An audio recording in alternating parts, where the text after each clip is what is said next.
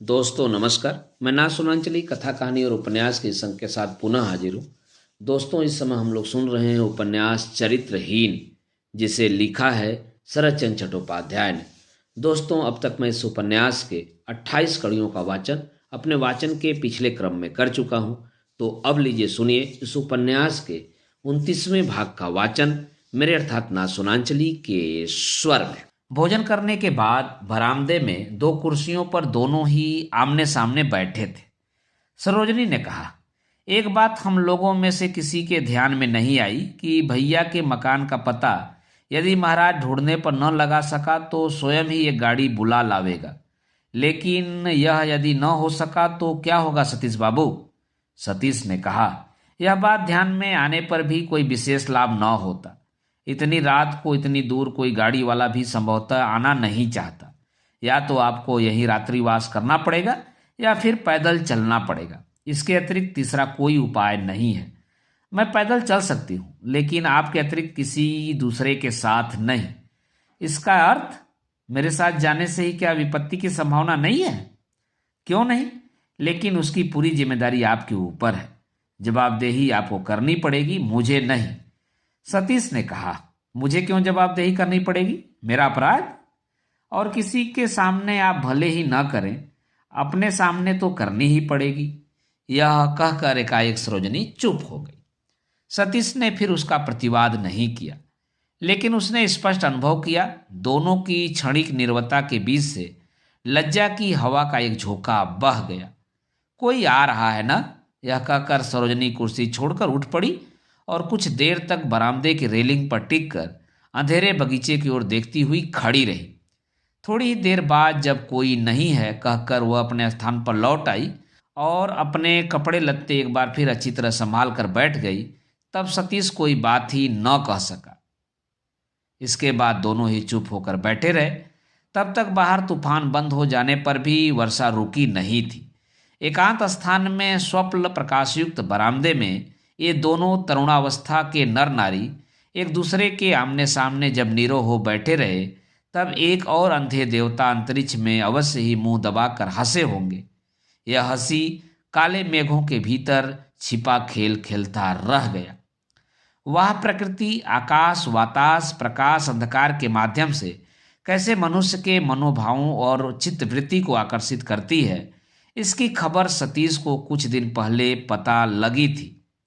जिस दिन बिहारी के मुंह से सावित्री के विपिन के साथ चले जाने की बात सुनकर अपने भविष्य को दुख के सागर में डूबा हुआ समझकर बिल्कुल ज्ञानशून्य हो गया था और अकेला निर्जन स्थान में जाकर पड़ गया था, उस दिन ऐसे ही काले आकाश ने अपने शीतल हस्त से उसके हृदय की ज्वाला शांत करके सावित्री को क्षमा करना सिखाया था। और आज की यह उद्दाम चंचल प्रकृति अपनी सजीविता के स्पर्श से उसके निराशा पीड़ित चित्त को दुर्निवार वेग से किसी दूसरे ही रास्ते की ओर ठेल रही थी। सरोजनी ने का एक प्रश्न किया, आपके इस वनवास का अर्थ क्या है? सतीश बोला, अर्थ कुछ अवश्य ही है। वह तो है ही, लेकिन किसी को भी न बताकर क्यों भाग आए? लेकिन मैं भाग आया हूं, यह समाचार किसने दिया? सरोजनी ने जरा हंस कर कहा, समाचार का मैंने स्वयं ही आविष्कार किया है। आप जिस दिन सवेरे चले आए उस दिन मैं स्वयं आपके डेरे पर जा पहुंची थी। सतीश ने आश्चर्य से कहा, समझ गया। उपेन भैया संभवतः मुझे ढूंढने के लिए गए थे और आप उनके साथ थीं। वे जाएंगे यह मैं जानता था, लेकिन मुझे अनुपस्थित पाकर उन्होंने क्या कहा? सरोजनी ने कहा, उन्होंने अवश्य ही कुछ कहा था, लेकिन मैंने सुना नहीं, क्योंकि वे स्वयं वहां नहीं गए। मेरे हाथ से उन्होंने चिट्ठी भिजवा दी थी। सतीश ने पूछा, उसके बाद? सरोजनी ने कहा, मैंने जाने पर सुना आप सवेरे की गाड़ी से चले गए हैं। मन में न जाने क्या विचार आया कि ब्राह्मण महाराज से कहकर दरवाजा खुलवाकर सारे डेरे को घूम घूम कर मैंने देखा। बाहर के बरामदे में एक साड़ी सूख रही थी। पूछने पर मालूम हुआ कि यह कपड़ा है माई जी का। वे बीमार हैं, आप उनको लेकर पश्चिम को चले गए हैं। अच्छा, वह कौन है और कहाँ हैं? इस डेरे में तो उनको मैं देख नहीं रही हूं। सतीश का चेहरा पीला पड़ गया। कुछ देर तक मौन रहकर कहा, ब्राह्मण महाराज ने कहा कि मैं उनको साथ लेकर पश्चिम को चला गया हूं। बदमाश, झूठा। उपेन भैया ने उस पर विश्वास कर लिया। सतीश के मुंह का भाव और कंठ स्वर सुनकर सरोजनी आश्चर्य में पड़ गई। उसने कहा, उपेन बाबू तो थे नहीं, और विश्वास करने में भी दोष क्या है? यह माई जी आपकी कौन है सतीश बाबू? सतीश ने उपेक्षा से कहा, मेरी कौन? कोई भी नहीं, हमारे पुराने डेरी की नौकरानी, शैतान बदमाश औरत, बूढ़ी उम्र में बीमारी से मर रही है, इसलिए कुछ भीख मांगने आई थी। मैं उसको लेकर पश्चिम को चला गया हूं। हरामजादा उल्लू मेरे सामने कहे तो उसका। सरोजनी के आश्चर्य का ठिकाना नहीं रहा। थोड़ी देर तक चुपचाप देखती रहकर उसने कहा, दासी, लेकिन इस बात से आप इतना उत्तेजित क्यों हो रहे हैं? सतीश ने कहा, अनुचित निंदा करने से कौन उत्तेजित नहीं होगा, बताइए। वह उस रात को बेहोश हो गई थी। सतीश ने ठीक उसी तरह उत्तेजित स्वर से कहा, हाँ हो गई थी, लेकिन इससे भी क्या हुआ? उसका बेहोश हो जाना क्या मेरा अपराध है? और आप भी उसके बारे में इतने सम्मान के साथ बातें क्यों कह रही हैं? घर की दासियों और नौकर चाकरों से आप लोग आप जैसी आज्ञा कहकर बातें करती हैं? सरोजनी ने इसका उत्तर नहीं दिया। वह मौन होकर बैठी रही। इतनी देर तक उसके हृदय में जो आनंद का चांद उग गया था, उसको न जाने कहां से काले बादलों ने आकर घेर लिया। एक बार उसके मन में यह प्रश्न उठा, क्यों उस रात को उपेंद्र सपत्नीक उसके डेरे पर आकर तुरंत ही चले गए थे? लेकिन उसने प्रश्न नहीं किया। मन ही मन वह एक प्रकार से समझ गई थी। इसमें कुछ ऐसी बातें हैं जिसे उपेंद्र स्वयं ही प्रकट नहीं कर सके और सतीश भी न कर सकेगा। लेकिन यह क्षुब्ध नीरवता दोनों को ही खलने लगी, और चुपचाप न रह सकने के कारण सरोजनी ने धीरे से पूछा, एक बात मैं आपसे पूछ सकती हूँ? सतीश ने जरा अभिमान के स्वर से कहा, कौन सी बात? आप इतने दिन हम लोगों के इतने निकट रहकर भी कभी दर्शन नहीं दिए, क्यों? सतीश के पास इस प्रश्न का उत्तर नहीं था। उसने कहा, तरह तरह के कारणों से समय नहीं मिला। कारण क्या है? लिखना पढ़ना? नहीं, लिखना पढ़ना तो नाम मात्र का चलता है, उससे मुझे किसी दिन कहीं जाने में रुकावट नहीं होती। तो फिर? हंसने की कोशिश करते हुए सतीश बोला, देखिए आपको सच बात बता देता हूँ, आप लोगों का ख्याल न आया हो ऐसी बात नहीं है, पर हम लोग जिस समाज में रहे हैं, जैसी शिक्षा दीक्षा हुई है, उससे आप लोगों के बीच जाते हुए न जाने कैसी हिचक सी होती है, शायद इसीलिए नहीं आ पाया। सरोजनी ने कहा, शायद? अच्छा, आप लोगों के समाज और शिक्षा के बारे में जान सकती हूँ कुछ? उपेन बाबू वगैरह के समाज के साथ भी शायद कोई विशेष समानता नहीं है, क्योंकि उन्हें तो हमारे साथ मिलने जुलने में कोई हिचक नहीं होती। सतीश के डेरे पर उस अज्ञात स्त्री की चर्चा छिड़ जाने के बाद से ही उसके हृदय में एक ज्वाला धधक रही थी। इस अनाप शनाप बातों से भरी कैफियत से उस ईर्षा की डाह और भी बढ़ गई। सतीश को छिपे तौर से अगर प्यार न करती तो यह सब छिपाना चुराना संभवतः उसके लिए छिपा ही रह जाता, किंतु प्रेम की अंतर्दृष्टि को इतनी सरलता से प्रसारित न किया जा सका। ठीक बात क्या है, इसकी जानकारी न होने पर भी उसका हृदय किस तरह मानो असल बात समझ गया। सतीश ने व्यथा भरे आश्चर्य के साथ सरोजनी की ओर देखा। उसके कंठ की आवाज में झगड़े का जो दबा स्वर था, उसने सतीश के कानों में तीक्ष्ण भाव से पहुंचकर सावित्री की याद दिला दी। किंतु इसके बीच ही सरोजनी भी उसको पार कर सकती है, ऐसी संभावना सतीश के मन में सपने में भी उदित नहीं हुई। इसलिए उसकी इस उत्तप्त प्रश्नोत्तर माला का वास्तविक कारण वह स्पष्ट रूप से देख न सका। इसको उच्च शिक्षा प्राप्त महिला का कोरा स्पर्धा भरा अभिमान कल्पना करके वह स्वयं भी मन ही मन जल उठा, और उसने उत्तर भी उसी तरह दिया। बोला, उपेन भैया के समाज व शिक्षा से तो आप भली भांति परिचित हैं, फिर भी वह बेहिचक आप लोगों के साथ मिलजुल लेते हैं। लेकिन अगर कोई और ऐसा न कर सके तो उसे कैफियत देनी होगी। इसका तो कोई मतलब नहीं है। जो भी हो, मुझे माफ करिए, इस बहस में मुझे कोई सार्थकता दिखाई नहीं देती। सरोजनी स्तब्ध हो गई। सतीश भी चुप हो गया। इतने में गाड़ी आकर फाटक के सामने खड़ी हो गई, और ज्योतिष बाबू ऊंचे स्वर से सतीश का नाम लेकर पुकारते पुकारते बत्ती और आदमियों के साथ बगीचे में आ गए। असंख्य धन्यवाद, निमंत्रण आमंत्रण आदि यथाविधि संपन्न करके ज्योतिष जब अपनी बहन को साथ लेकर प्रस्थान करने को तैयार हो गए, तब सतीश ने सरोजनी से पूछा, एक बात आपसे पूछना बाकी रह गया। हारान बाबू नामक एक उपेन बाबू के मित्र थे, उनके क्या हाल हैं, आप बता सकती हैं? ज्योतिष ने कुछ आश्चर्य के साथ उसका उत्तर दिया, वाह, आपने सुना नहीं, वह तो मर गए। यह समाचार सुनकर सतीश थोड़ी देर तक स्तब्ध खड़ा रहा, फिर बोला, उनकी माँ, उनकी स्त्री, वे लोग कहाँ हैं, क्या आप जानते हैं? सरोजनी ने इसका उत्तर दिया। उसने कहा, वे लोग तो अपने मकान में ही हैं। निश्चय हुआ है कि दिवाकर बाबू उनके मकान में रहकर कॉलेज में पढ़ेंगे, वे उनका भार लेंगी। ज्योतिष ने एकाएक अपनी बहन से पूछा, हरान बाबू की स्त्री हम लोगों के घर एक दिन आई थी ना? सरोजनी ने कहा, हाँ, बड़ी देर तक वह रही थी, बहुत सी बातें भी की थी। उसके अपने बारे में क्या बातें हुई थी, पति के शोक से भाभी की क्या हालत हुई थी, आदि जानने के लिए सतीश ने सरोजनी के मुंह की ओर एक उत्सुक दृष्टि डाली। क्योंकि उसके विषय में कड़ी आलोचना हुई थी, इसमें उसे संदेह नहीं था, लेकिन उस अस्पष्ट प्रकाश में या तो सरोजनी उसके चेहरे का भाव न समझ सकी, अथवा समझकर भी सतीश का कौतूहल दूर करने की आवश्यकता उसने नहीं समझी। उसने भैया को आगे चलने के लिए हल्का धक्का देकर मृदु स्वर से कहा, अब देर मत करिए भैया, चलिए। हाँ बहन, चल, कहकर सतीश को नमस्कार करके वह बोले, फिर एक बार आपको असंख्य धन्यवाद सतीश बाबू। कल परसों एक दिन गरीब के यहाँ भी चरण धूलि पड़ जाती तो अच्छा होता। सतीश ने प्रति नमस्कार करके अस्पष्ट स्वर से जो कुछ कहा वह समझ में नहीं आया। सरोजनी लौटकर खड़ी हो गई और सतीश को एक छोटा सा नमस्कार करके चली गई। वहीं खड़े खड़े सतीश की आंखें भर आईं। क्यों, वह स्वयं कारण समझ नहीं सका।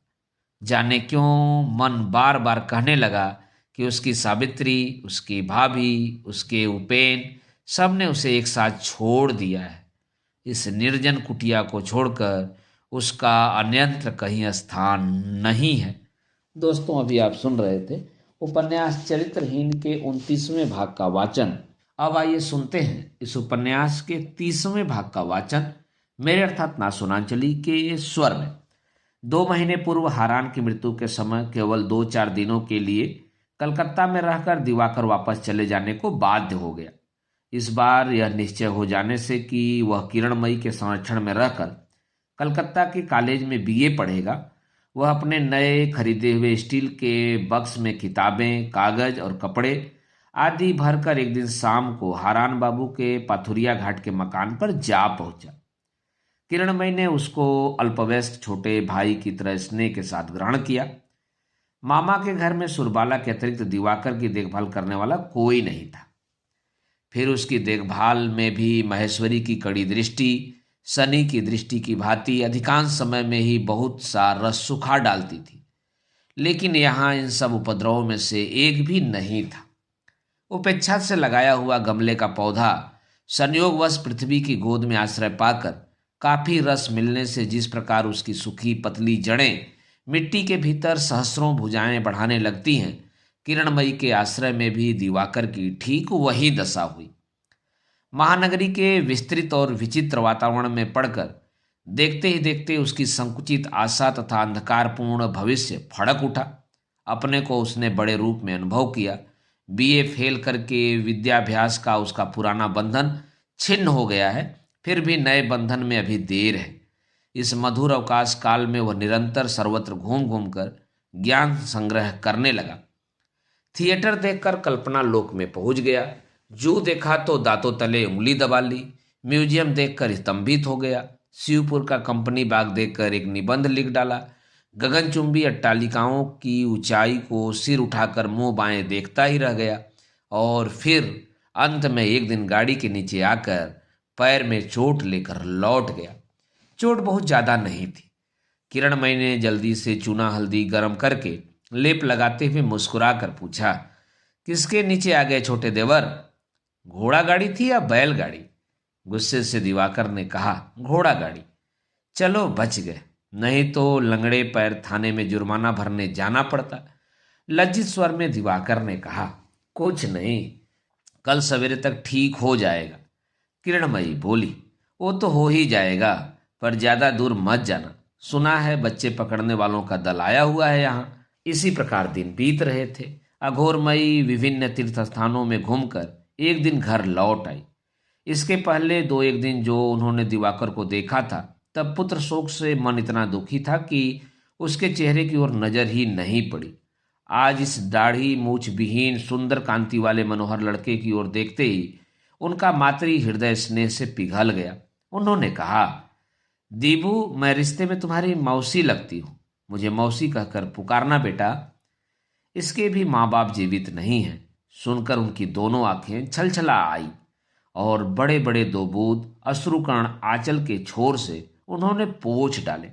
उन्होंने कहा, भगवान ने मेरे हारान को छीन लेने पर भी यदि मुझ अभाग्नि को बचा रखा है, तो अब जितने भी दिन मैं जीवित रहूं, तू बेटा मुझे छोड़कर कहीं मत जाना। यह कहकर हाथ से उसका मस्तक छूकर उन्होंने अपनी उंगलियों का चोर झूम लिया। उनकी बातें सुनकर और आंखों के आंसू देखकर दिवाकर आंखों के आंसू छिपाकर सामने से हट गया।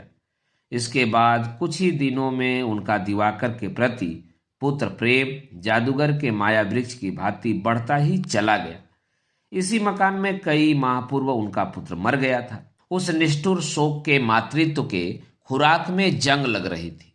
इन दिनों वहीं शोक अपेक्षाकृत शांत हो जाने से उनका छुतातुर मातृ हृदय संतान के अभाव में टुकड़े टुकड़े होकर बिल्कुल ही बिखर पड़ता। इससे पहले ही उन्होंने संतान प्रत्यक्त उस शून्य सिंहासन पर दिवाकर को बड़े लाड़ प्यार से बैठा लिया। सच बात यह है कि इस पुत्रहीना जननी ने कुछ दिन प्रवास में बिताकर घर लौट आने पर पुत्र का अभाव समूचे हृदय से पूरा कर लेना चाहा। एक ओर वही थी, दूसरी ओर थी किरणमयी।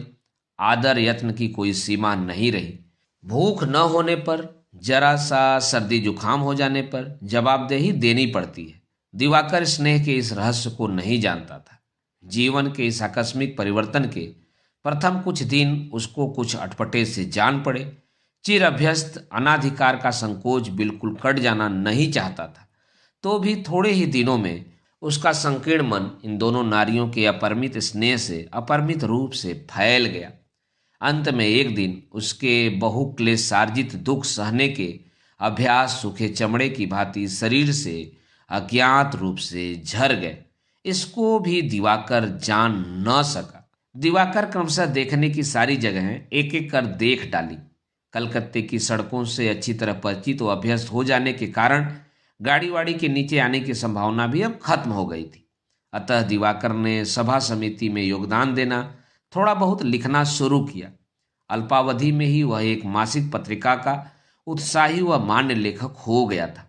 बचपन से ही गाने बजाने व साहित्य के प्रति अनुराग था।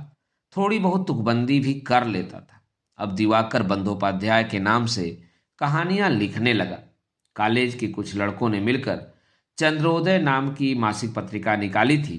उसी को लेकर दिवाकर पागल हो उठा था। अब वह जब तब घर से बाहर नहीं निकलता। उसको बहुत काम रहता है। टूटी छत के निर्जन कोने में पेंसिल कापी लेकर गंभीर मुंह से वह बैठा रहता है। स्नान भोजन की बात उसे स्मरण ही नहीं रहती। बहुत बुलाहट के बाद उसको नीचे उतारा जा सकता है। उसके मानस राज्य के इन नवीन उपद्रवों को भय के साथ लक्ष्य करके अघोरमयी कहने लगी, इसी घर का दोष है। मेरे हारान ने लिख पढ़कर प्राण दे दिया। इसको भी देखती हूँ, उसी रोग ने पकड़ लिया है। किरणमयी सब कुछ ही लक्ष्य कर रही थी। उसने हंसकर कहा, इसकी चिंता तुम मत करो माँ। उन्होंने जो लिखने पढ़ने का मन लगाया है, उससे परायु घटती नहीं बल्कि बढ़ती है। इसके कुछ ही दिन बाद चंद्रोदय में दिवाकर की जहर की छुरी नामक कहानी प्रकाशित हुई। सूर्योदय पत्र ने उसकी समालोचना करके कहा, बंगाल के गौरव सुप्रसिद्ध नवीन लेखक श्रीयुत दिवाकर बंदोपाध्याय लिखित प्रेम का एक सच्चा चित्र। इस निर्लज्ज चापलूसी को एक अकाट्य सत्य मानकर ग्रहण करने में दिवाकर ने तनिक भी संकोच नहीं किया। प्रथम यौनावस्था थी। इसके बीच ही उसने दो चार भक्त इष्ट मित्रों की सहायता से सुनहली टोपी माथे पर पहन ली थी। सूर्योदय के संपादक ने उसके ही चारों तरफ पोथियों की एक माला लपेट दी।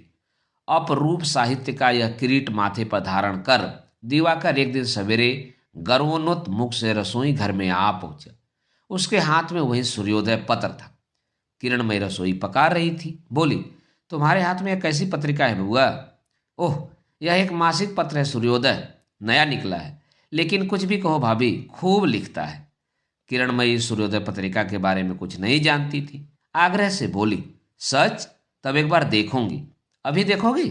अभी नहीं, मेरे बिछौने पर रख दो, दोपहर को देखूंगी। दोपहर को कामकाज से छुट्टी पाकर किरणमयी सूर्योदय खोलकर बैठ गई। इधर उधर देखते देखते ठीक जगह पर उसकी दृष्टि पड़ गई। दिवाकर पास वाले कमरे में ही था।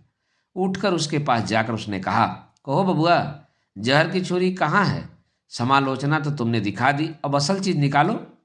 दिवाकर लज्जित होकर विनयपूर्ण कहने लगा, ओह, वह कहानी, वह तो कुछ भी नहीं है, वह तो हड़बड़ी में लिखी हुई है। किरणमयी हंसकर बोली, भले ही हो, तो मुझे दो। यह कहकर उसने आप ही ढूंढकर चंद्रोदय का वह अंक निकाल लिया। वहीं उसे खोलकर वह कुर्सी पर बैठ गई। वह मौन होकर पढ़ने लगी, लेकिन दिवाकर आशा और आशंका की तीव्र उत्तेजना छिपाकर झूठ मूठ एक पुस्तक के पन्ने उल्टने लगा। उसकी जहर की छुरी नामक कहानी की नायिका असाधारण सुंदरी है और 16 साल की है। धनवान जमींदार की लड़की होकर भी उसने दैवविवेक से एक दरिद्र रूपवान युवक को प्रेम किया है। जमींदार को यह बात ज्ञात हुई तो उन्होंने विजय कुमार को देश निकाला दे दिया, लेकिन नगेंद्र नंदिनी को कुछ भी ज्ञात नहीं था। बसंत के मालती कुंज में बैठकर वह माला गूंथ रही थी। उधर रूप से मुग्ध पूर्णचंद्र पेट की ओर में झांक रहा था, लेकिन आकाश में आने का साहस नहीं करता। प्रभात की कल्पना करके बीच बीच में कोयल कूकती है। ऊपर लुब्ध भौरा गुनगुनाता हुआ निद्रालसा मालती की नींद तोड़ रहा है। उस समय धीरे धीरे वह कौन आ रहा है? हाँ, वही तो है, लेकिन यह कैसा वेश है! गेरुआ कपड़ा, अंग पर विभूति, गले में रुद्राक्ष की माला। नगेंद्र नंदिनी के हाथ की मालती की माला गिर पड़ी। विजेंद्र ने निकट आकर गीले कंठ से कहा, विदाई दो, जा रहा हूं। नगेंद्र नंदिनी के सिर पर मानो सहसा वज्रपात हो गया। हृदय में लाखों बिच्छुओं ने डंस दिया। जान पड़ा मानो हृदय के सैकड़ों टुकड़े हो रहे हैं। उसकी आंखों में चंद्रमा का प्रकाश काला पड़ गया। कानों में कोयल की कूक उल्लू की चिल्लाहट में बदल गई। युवती फिर खड़ी न रह सकी, मूर्छित होकर गिर पड़ी। यहां तक पढ़कर किरणमयी ने सहसा मुंह पर उठाकर कहा, छोटे बबुआ, तुम अवश्य किसी को प्यार करते हो, ठीक है ना? दिवाकर ने आश्चर्य में पढ़कर कहा, मैं? जी हाँ, तुम अवश्य छिपे तौर से तुम किसी को प्यार करते हो। इस आकस्मिक अपवाद की प्रबल लज्जा से दिवाकर हतबुद्धि हो गया। क्षण भर बाद कुंठित और व्यग्र होकर बोला, मैं? छी, राम कहो, कभी नहीं, किसी तरह भी नहीं। नहीं? बबुआ को किसी दिन बिच्छू ने डंक नहीं मारा? नहीं, किसी दिन भी नहीं।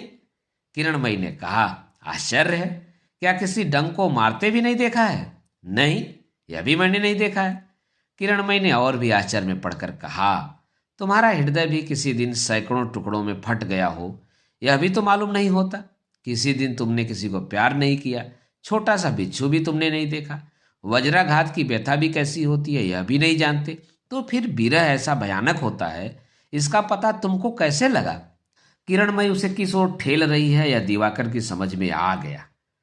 क्रुद्ध होकर बोला, बिना ऐसे हुए यह जाना नहीं जा सकता क्या? कैसे जाना जा सकता है? मुझे तो नहीं मालूम। हाँ, यह जरूर है कि सुनकर या किसी किताब से चोरी करके लिखा जा सकता है। दिवाकर उत्तेजित हो उठा, बोला, तुम कहना चाहती हो कि मैंने चोरी की है? मुस्कुरा कर किरणमयी ने कहा, हाँ, यही कहना चाहती हूं। चोरी तो की है, उस पर चोरी करने का पता भी नहीं लगा, ऐसे अनाड़ी हो तुम। गुस्सा मत करो देवर जी, लेकिन एक वृश्चिक और वज्रापात के अलावा कोई संबल नहीं है तुम्हारे हाथ में। इतनी सी पूंजी लेकर यह समुद्र पार करोगे?